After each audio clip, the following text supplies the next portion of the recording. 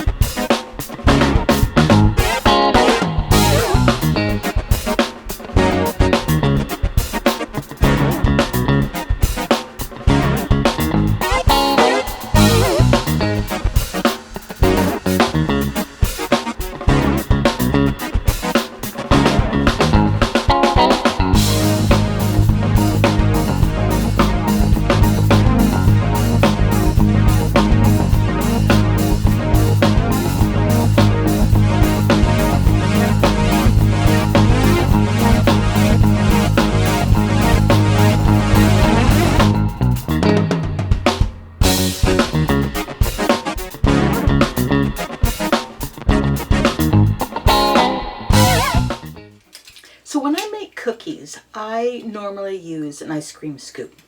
And I have 3 different ones, and it really does make the job a lot easier. I mean, you can use a large tablespoon if you wanted to, which is fine. I just find that if you're gonna do a lot of baking and a lot of cookie making, as far as like scooping them out, these are really handy to have, and it's worth the investment. They are a little pricey because they are stainless steel, but they are really worth the price because, I mean, it makes the job so much easier.